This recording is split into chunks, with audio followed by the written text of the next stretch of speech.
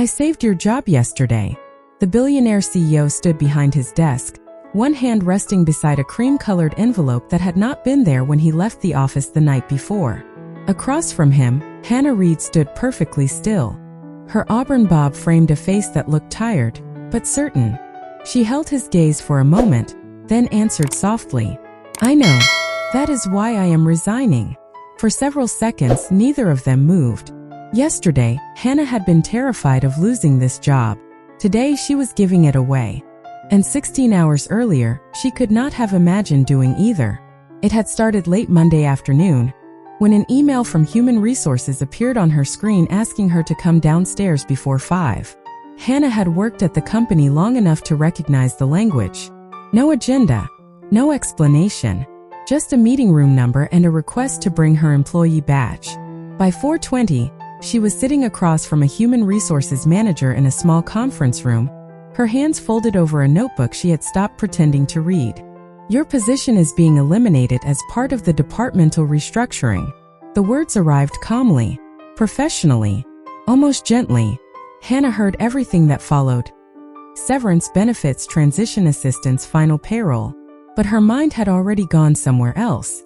Rent, groceries, the electric bill, her daughter's school field trip next month, the car that had started making a strange sound whenever she turned left. She swallowed. Was this because of my performance? No. Your performance record is strong. Somehow that made the room feel colder. Hannah looked down at her employee badge lying beside her hand. 8 years of showing up early. 8 years of staying late when deadlines demanded it. 8 years of arranging her entire life around being both dependable at work and present at home. And now, a restructuring spreadsheet had apparently decided there was no longer a place for her. She did not argue. She asked practical questions, wrote down the answers, and thanked the manager for explaining the process. Then the conference room door opened. The CEO stood there. He had been passing the Human Resources floor after another meeting when Hannah's name, visible on a restructuring document, had caught his attention. He knew the name. Months earlier, he had read a departmental report crediting Hannah with identifying a costly processing problem before it reached a major client. Why is Hannah Reed on this list? He asked. The Human Resources manager rose. Her position was selected in the restructuring. Performance issue? No. His expression changed. Then show me the criteria. Hannah remained seated as the conversation shifted around her. She felt strangely invisible and suddenly exposed at the same time. The CEO reviewed the summary, asked 3 precise questions, then looked directly at her. Ms. Reed, your employment is not ending today. Hannah blinked. Sir, I am placing this decision on hold. You have a strong record, and I am not approving a termination I cannot justify. Relief came so quickly that Hannah almost distrusted it. She thought of her daughter waiting at after-school care. She thought of tomorrow morning, waking up with somewhere to go. Thank you, she whispered. He gave a small nod, as though the matter had been corrected. Go home to your family. Hannah collected her notebook and badge. In the hallway outside Human Resources, she finally allowed herself to breathe. Then she noticed 3 coworkers standing near the elevators. Each held the same cream-colored separation packet she had just left behind. One of them looked at Hannah's empty hands and tried to smile. You got saved. Hannah could not answer. The elevator doors opened. Her coworkers stepped inside. Hannah remained in the hallway as the doors slowly closed between them. The job she desperately needed was still hers. For the first time all afternoon, that did not feel entirely like good news. By the time Hannah reached the parking garage, the relief she had felt upstairs had already begun to change shape. She sat behind the wheel for a moment without starting the car, her employee badge still hanging from her neck. She should have been celebrating. She still had a paycheck. She still had health insurance. Tomorrow morning, she could walk back into the building as though the worst thing that happened that day had somehow been undone. But 3 cream-colored packets kept returning to her mind. So did the question from the hallway. You got saved. Hannah closed her eyes. She had. That was exactly the problem. 40 minutes later, she pulled into the parking lot of her daughter's after-school program. The moment she stepped inside, a small backpack appeared around the corner, followed by the bright face she had been trying not to picture during the human resources meeting. "Mom!" Her daughter hurried toward her, carrying a construction paper project with both hands. Hannah smiled and bent to look at it. "You made this." "It is our family tree." Hannah studied the uneven paper branches, the carefully written names, and the small heart her daughter had drawn beside hers. Something tightened gently in her chest. "I love it." On the drive home, her daughter talked about spelling words, lunch, and a classmate who had traded her an oatmeal cookie. Hannah listened, asked questions, and laughed in the right places. She did not mention human resources. She did not mention severance. She did not mention that, for nearly 20 minutes that afternoon, she had been calculating how long their savings could keep this ordinary life from changing. Their apartment was modest, clean, and warm. Hannah changed out of her work jacket, reheated leftover chicken and vegetables, checked homework at the kitchen counter, and signed a school permission form while water boiled for tomorrow's pasta. Normal things. Necessary things. After dinner, her daughter disappeared into the bedroom to choose clothes for the morning. Hannah remained at the kitchen table. She opened her banking application, then the electric bill, then the rent reminder. The numbers did not care about pride. Her paycheck mattered. Deeply. Hannah rested both hands around a mug of tea and stared at the screen. Walking away from her job would not make her brave if it meant making careless choices for her daughter. She knew that. But accepting what happened without understanding it felt wrong in a different way.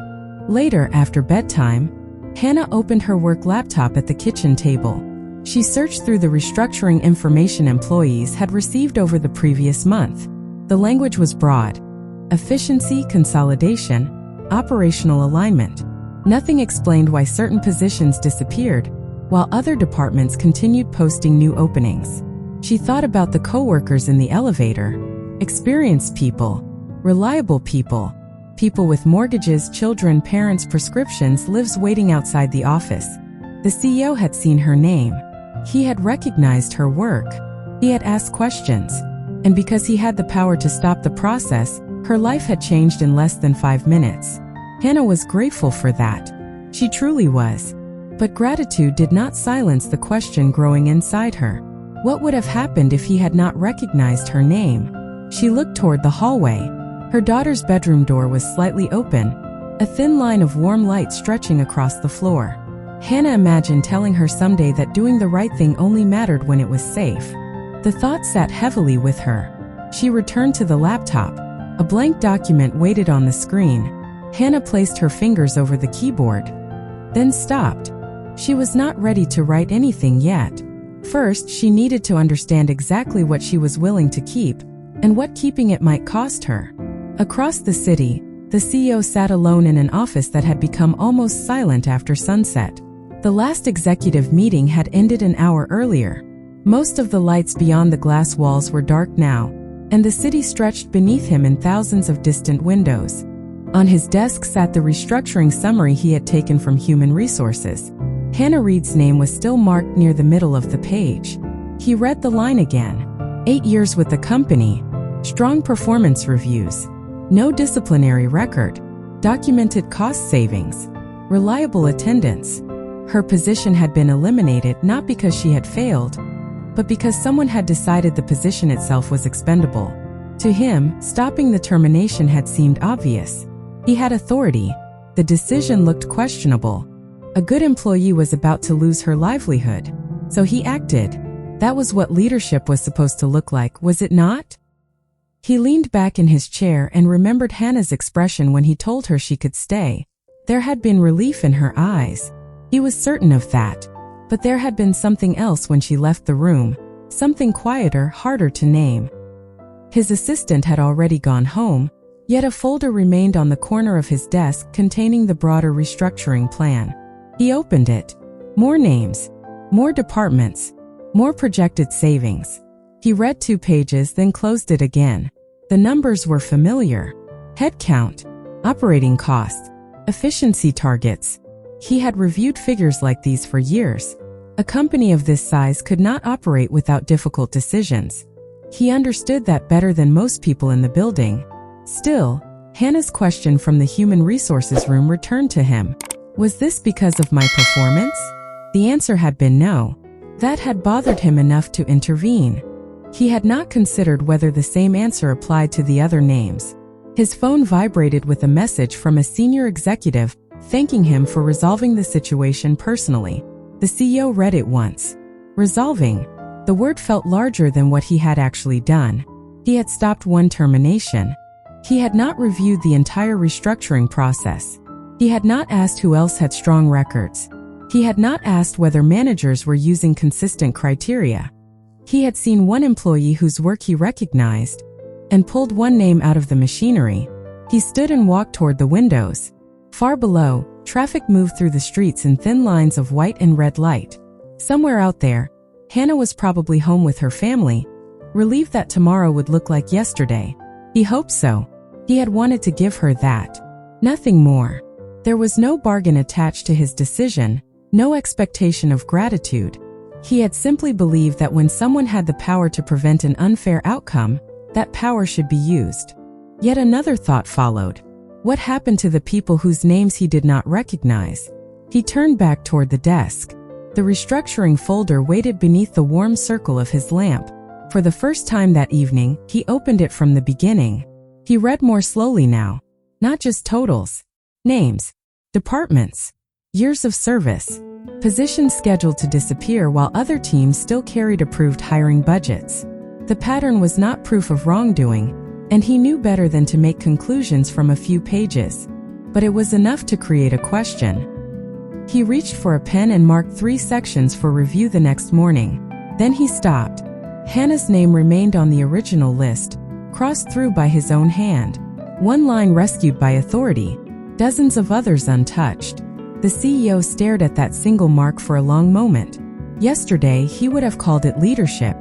Tonight, he was no longer certain what to call it. Hannah was still awake when the apartment finally became quiet. The dishwasher had finished its cycle.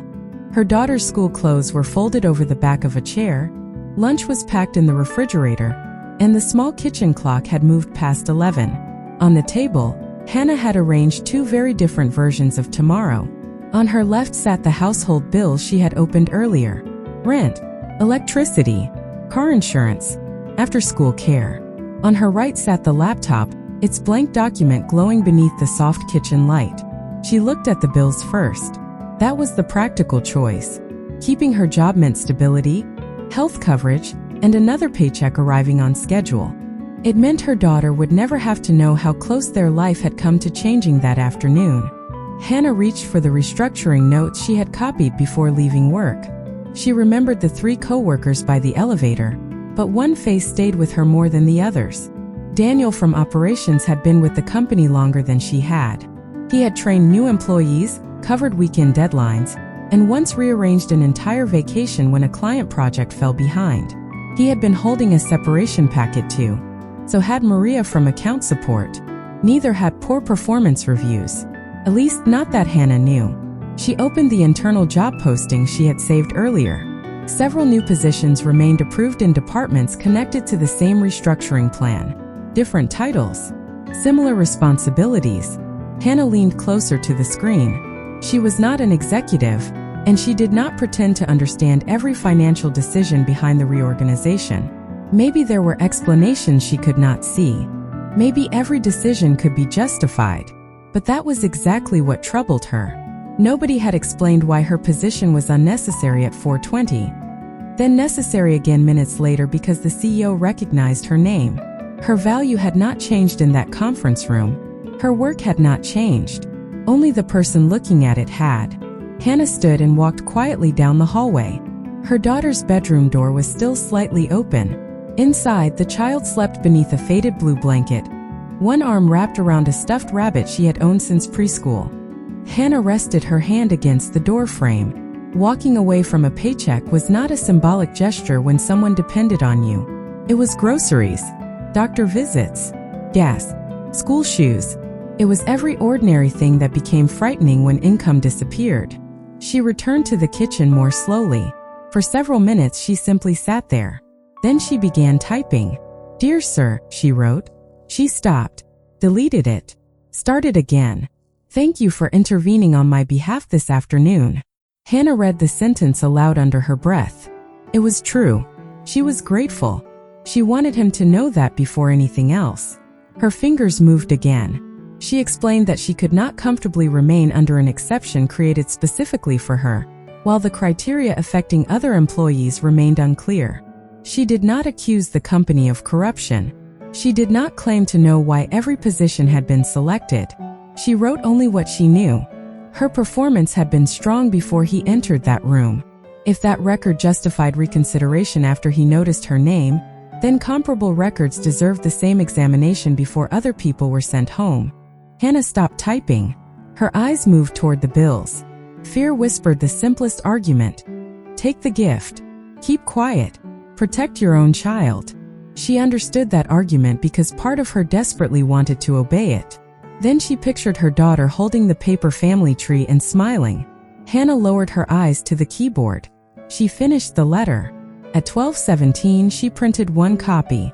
The printer sounded unusually loud in the sleeping apartment.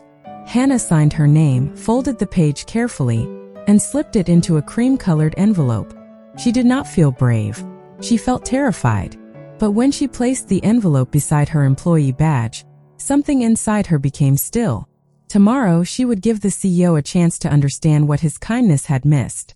And if staying required her to be the exception, Hannah already knew what she would choose. Hannah arrived before 8 the next morning, carrying the cream-colored envelope inside her work bag. The office was quieter than usual. Cleaning carts moved along the distant hallway, coffee machines hummed behind closed breakroom doors, and only a handful of employees had reached their desks. Every step toward the executive floor made the envelope feel heavier. She had barely slept. More than once during the drive, she had considered turning around. Her daughter needed stability. Hannah needed this job. None of that had changed overnight. At executive reception, she asked whether the CEO had arrived.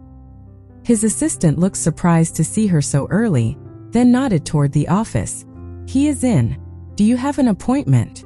Hannah tightened her fingers around the envelope. No, I only need to leave something for him. She placed it on the assistant's desk, thanked her, and turned away. She had made it halfway to the elevator when she heard the office door open behind her. Ms. Reed. Hannah stopped. The CEO stood outside his office holding the envelope. He had already opened it. His expression was not angry. It was confused. Could you come in for a moment? Hannah followed him inside. Morning light filled the large office, falling across the restructuring folder still open on his desk. Several pages had been marked with handwritten notes. Hannah noticed them immediately. He noticed her looking. I spent part of last night reviewing this. He placed her resignation beside the folder. Then I came in this morning and found your letter. Hannah remained standing. I did not mean it as an insult. I did not take it as one. He paused. But I do not understand it. She drew a careful breath. This was the moment she had rehearsed at midnight, yet every prepared sentence suddenly sounded too polished. You helped me yesterday, she said. I know that, and I am grateful. Then why leave?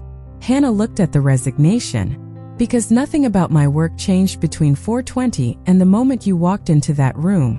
The CEO said nothing. My record was strong before you recognized my name. My position was unnecessary before you came in, and necessary afterward. I keep asking myself what would have happened if you had never seen that list. His expression tightened slightly. I stopped a decision that I believed was wrong. I know. Hannah's voice softened. But you stopped mine. Silence settled between them. The CEO glanced toward the restructuring folder. Hannah continued before fear could make her retreat. Yesterday, I walked out and saw people carrying separation packets. Some of them have been here longer than I have. Maybe every one of those decisions is justified. I do not know. But if my performance record deserved another look, why did it take you recognizing my name for anyone to give it one? He leaned against the edge of his desk, no longer looking at her resignation. You think I should have reviewed everyone. I think the standard should work even when you are not standing in the room. The words landed quietly. Hannah felt her pulse in her hands. She thought about rent, after-school care, the blue blanket around her sleeping daughter. She could still take the letter back. Part of her wanted to. The CEO looked at her for several seconds. You understand that if I accept this, your resignation becomes real. Hannah swallowed. Yes. And you still want me to accept it? Her eyes lowered briefly, then returned to his. I want to know that I earned the chair I sit in. She glanced toward the marked restructuring pages. Not that I kept it because someone powerful happened to remember my name. The CEO looked down at the folder, then at her letter. Yesterday, he had believed he had protected a good employee from an unfair outcome. This morning, that same employee was standing in front of him, willing to lose what he had saved, because fairness that depended on personal recognition did not feel like fairness at all. He slowly pulled out his chair and sat down. Do not leave the building yet. Hannah hesitated. Why? He opened the restructuring folder to the first marked page. Because before I decide what happens to your resignation. His eyes moved across the names. I need to find out what should have happened to everyone else. Hannah did not return to her desk. She waited in a small conference room 2 floors below the executive offices, her work bag resting beside her chair, while the building slowly filled with the sounds of another business day. Phones began ringing. Elevators opened and closed. Coffee cups appeared in people's hands. Everything outside the room continued normally. For Hannah, nothing felt normal. Her resignation was still upstairs. She had not withdrawn it. The CEO had not accepted it. Somewhere between those two facts sat every practical fear she had carried home the night before. At 8:30, her phone lit up with a message from her daughter's school reminding parents about an upcoming field trip payment. Hannah stared at the notification for several seconds, then turned the screen face down. This was what principal looked like when nobody was applauding it. It looked like a bill you might not know how to pay. Upstairs, the CEO had called human resources, finance, and 2 division leaders into his office. He did not tell them Hannah had resigned. He began with a simpler question. Explain the selection criteria. The first answer was familiar. Consolidation, redundancy, projected savings. He listened. Then he opened the folder. Daniel Mercer, 12 years. Strong reviews. Why was his position eliminated? A division leader searched through his notes. His function can be absorbed by the remaining team. Then why is there an approved opening next quarter with nearly the same responsibilities? Silence. The CEO moved to another page. Maria Santos, 9 years. No performance concerns. Her department loses 3 people, but the budget includes 2 outside hires. The finance representative leaned forward. Those roles have different titles. I can read the titles. His voice remained calm. I am asking about the work. This time the answer took longer. No single document proved misconduct. No dramatic secret appeared in the numbers. What emerged was less spectacular and more troubling. Different managers had interpreted the restructuring instructions differently. Some had protected experienced employees by shifting responsibilities. Others had eliminated positions before seriously considering reassignment. Hiring plans had been reviewed separately from termination lists, leaving decisions that made sense on individual spreadsheets but contradicted one another when placed side by side. The CEO looked around the table. So we built a process where the outcome depends partly on which manager happens to review the name. Nobody answered. He thought of Hannah standing across from him that morning. The standard should work even when you are not standing in the room. At 9:40, Hannah was asked to return upstairs. She entered expecting a final decision. Instead, the CEO stood beside the conference table with the restructuring documents spread across it. He did not ask her to sit. He did not offer another favor. You were right about one thing, he said. Hannah waited. I treated your case as an exception before I understood the process that created it. He glanced toward the pages. That was easier than asking whether the process itself was fair. Hannah's expression softened, but only slightly. What happens now? The affected portion of the restructuring is paused. Human resources and finance will review every position using the same criteria, including reassignment opportunities and currently approved openings. Hannah looked at him carefully. Including mine? He nodded. Especially yours. I am not saving your position again. The words surprised her. Then she understood. If your role survives the review, it survives because the same standard says it should. If it does not, you receive the same process as everyone else. Hannah drew a slow breath. For the first time since yesterday afternoon, she felt something other than fear or gratitude. She felt respected. "And my resignation?" she asked. The CEO looked toward the cream-colored envelope resting near the folder.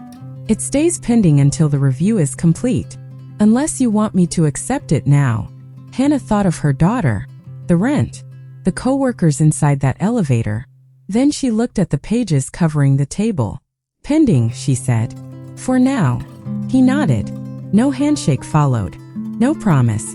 Hannah turned toward the door, but his voice stopped her. "Ms. Reed." She looked back. The CEO's eyes rested on the restructuring documents. "Yesterday, I thought leadership meant using power quickly when I saw something wrong." He paused. "This morning, I learned that sometimes it means asking why I only saw one person." Hannah held his gaze for a quiet moment. Then she left him with the names. By noon, the pause in the restructuring had become impossible to hide. Employees who had arrived expecting final meetings were told their cases were under review. Managers received requests for performance records, staffing plans, and written explanations of how each position had been selected. No promises were made. That mattered. Hannah returned to her desk, but the room felt different. Her coworkers knew something had changed. They did not know why. She kept her eyes on her work and answered emails as usual, resisting the uncomfortable temptation to explain herself. Then Daniel appeared beside her desk. "They postponed my separation meeting." Hannah looked up. "They postponed several," he continued. "Human Resources said the entire group is being reviewed again." For one dangerous second, Hannah felt relief. Then she remembered that a review was not a rescue. "I hope they look at the work," she said. "All of it." Daniel studied her face, as though wondering whether she knew more than she was saying. Hannah offered nothing else. Upstairs, the CEO was discovering how much easier it had been to make one dramatic decision than to repair dozens of ordinary ones. The review team had placed 3 sets of information side by side: positions being eliminated, approved vacancies, and documented performance histories. Once those records occupied the same table, contradictions became difficult to dismiss.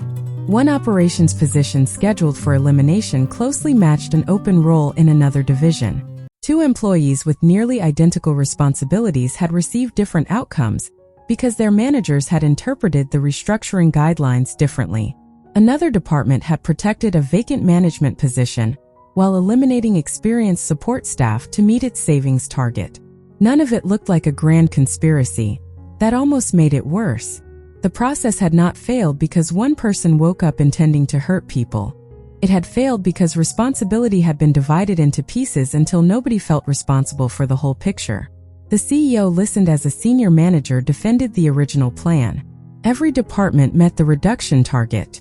"That was not my question," the CEO said. The room became still. He turned one document around. "If we eliminate an experienced employee here, then spend money recruiting someone for substantially similar work 3 floors away, what exactly did we save?" The manager looked down. The CEO did not raise his voice. A spreadsheet can meet a target and still represent a bad decision. Later that afternoon, he asked Human Resources for something he had never requested during a restructuring before. He wanted to speak with affected employees, not executives, not department heads, employees. The conversations were brief, private, and uncomfortable. Some people were angry. Others were frightened. A few simply wanted to know why nobody had discussed reassignment before telling them their positions were disappearing. The CEO listened. For once, he did not try to solve each story while hearing it. When Maria entered, she carried a small notebook. She explained that she had trained people in 2 departments and had repeatedly volunteered for cross-team assignments.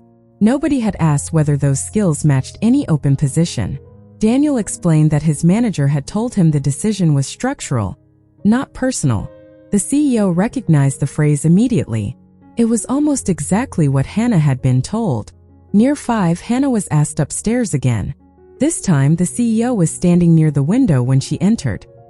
His jacket rested over a chair. His tie had been loosened, and the restructuring folder on his desk had grown into several stacks. "I spoke with 11 employees today," he said. Hannah waited. "Most of them were not asking me to protect their jobs." "No," Hannah said quietly. "Most people just want to know the rules are real." He looked at her. That sentence seemed to reach somewhere the reports had not. The CEO walked back to his desk and picked up Hannah's resignation envelope. For a moment, she thought he was going to return it. He did not. "I cannot tell you yet whether your position stays," he said. "And I cannot tell everyone downstairs that this ends exactly the way they want." Hannah nodded. That would not be fair either. A faint change crossed his expression, not quite a smile but recognition. No, it would not.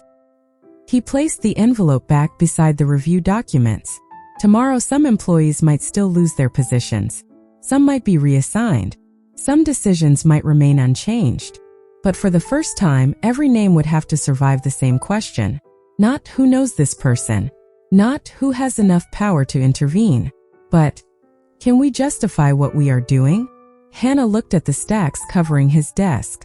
The CEO had saved one job in minutes. Now he was learning why fairness took longer.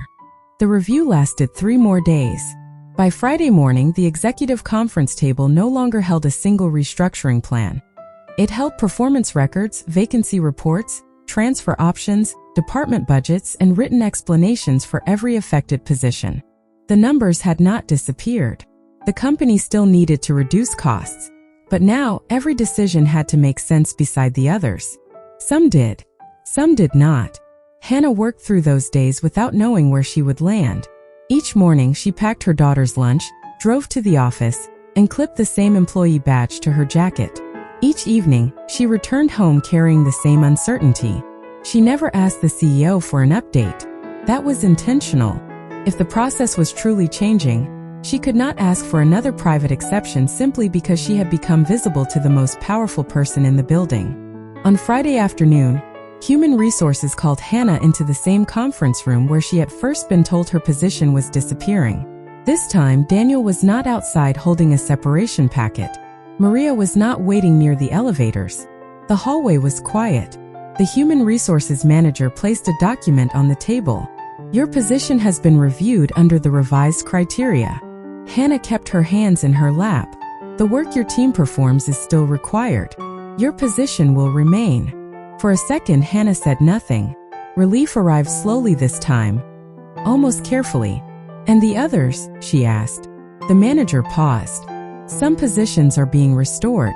Several employees are being offered transfers into approved vacancies. Some eliminations will still move forward, but those employees will receive documented explanations and expanded transition support." It was not a perfect ending. Hannah was glad it was not. Fairness did not mean pretending a company could promise everyone exactly what they wanted. It meant that the same questions were finally being asked before someone's livelihood became a line on a spreadsheet. When Hannah returned to her desk, Daniel was waiting near the aisle. "They offered me the operations opening on 12, he said. His voice carried disbelief. Hannah smiled. "Are you taking it?" "I already did." For the first time that week, she laughed. Across the building, the CEO sat through the final review meeting without overruling a single decision personally. He asked questions instead. Why was this role necessary? Was reassignment considered? Were comparable employees evaluated using the same standard? Could the decision be explained clearly to the person affected? The questions slowed the meeting down. He allowed them to. Near the end, Human Resources handed him Hannah's final review.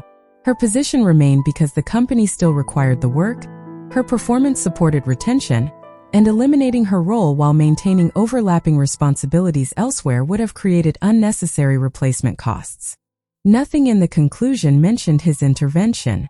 That mattered more than he expected. At 5:15, Hannah received a message asking her to stop by his office. Her resignation envelope was waiting on his desk. The CEO pushed it gently toward her. "The review is finished." "I heard. Your position stays."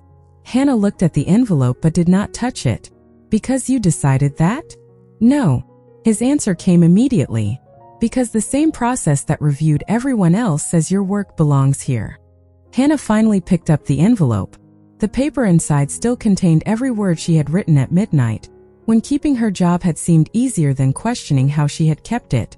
The CEO watched her carefully. "I thought helping you meant making sure you never had to face the consequences of that decision," he said. "I was wrong." Hannah met his eyes. "You were trying to help." "I was." He paused. "But intention is not the same thing as fairness." The words surprised her because they sounded like something he had learned, not something he had prepared. Hannah folded the envelope once and slipped it into her work bag. "So what happens now?" she asked. The CEO looked toward the review documents stacked beside him.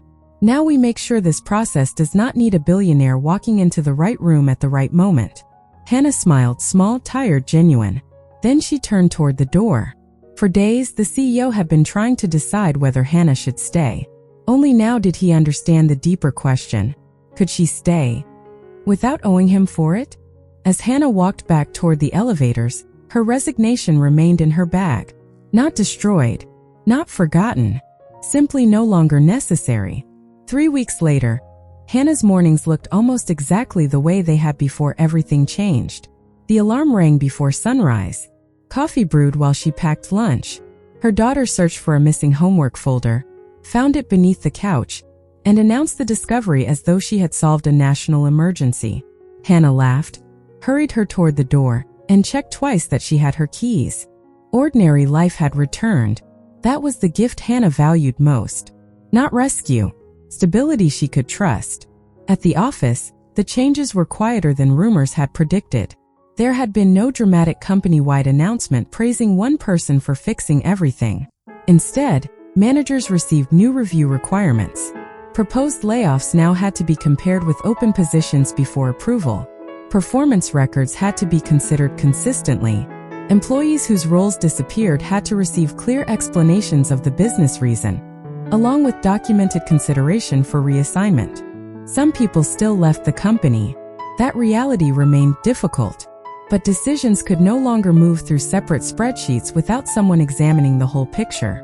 Daniel settled into his new position on the 12th floor. Maria transferred to a client support team that needed exactly the cross-department experience she had spent years building. Others received transition assistance when no appropriate role existed. It was not a miracle. It was accountability. Hannah remained at the same desk, doing much of the same work she had done before. No executive title appeared beside her name. No extraordinary bonus arrived. The CEO never treated her as though she owed him loyalty for what had happened. That mattered too. One afternoon, Hannah was leaving a meeting when she saw him at the far end of the hallway. He was speaking with 2 department managers, holding a staffing report in one hand. As she passed, she heard him ask a question. "What reassignment options did you review before recommending this?" Hannah slowed for half a second. Then she kept walking. He had remembered. Later that evening, most employees had gone home when Hannah finished her final email and reached into her bag for her car keys. Her fingers touched the cream-colored envelope. She had carried it there for 3 weeks. The resignation letter inside was still signed, still dated, still real. Hannah removed it and studied the envelope under the desk lamp. She thought about the night she had written it, with bills on one side of the kitchen table and her sleeping daughter down the hallway. She remembered how frightened she had been. She remembered choosing uncertainty because accepting an unexplained exception had felt like teaching herself that fairness mattered only until it became expensive. Hannah did not tear the letter apart. She folded it once more and placed it inside a drawer beneath her daughter's paper family tree, which she had brought to work after the school project came home. A reminder beside another reminder. Upstairs, the CEO stood alone in his office. The city lights reflected against the windows behind him, just as they had the night he first opened the restructuring folder. His desk looked different now. Hannah's resignation was gone. In its place sat the revised employee review policy, marked with notes from human resources and department leaders. He looked toward the empty spot where her envelope had rested. 3 weeks earlier, he had believed power made kindness effective because power could change an outcome immediately. Hannah had shown him the limit of that belief. Saving one person could be generous. Building something that did not require saving was harder. He switched off the desk lamp. Downstairs, Hannah clipped her employee badge into her bag, and walked toward the elevators. She was still a single mother. He was still a billionaire CEO. Their lives had not magically become equal, and neither pretended otherwise. But when the elevator doors opened, Hannah stepped inside knowing something had changed. She had not stayed because a powerful man allowed her to. She had stayed because her work had been measured by a standard that could be explained, defended, and applied to someone whose name the CEO might never know. The doors closed softly. Upstairs, the office lights went dark one row at a time. And on Hannah's desk, beside the small paper family tree, her chair remained exactly where she had earned it.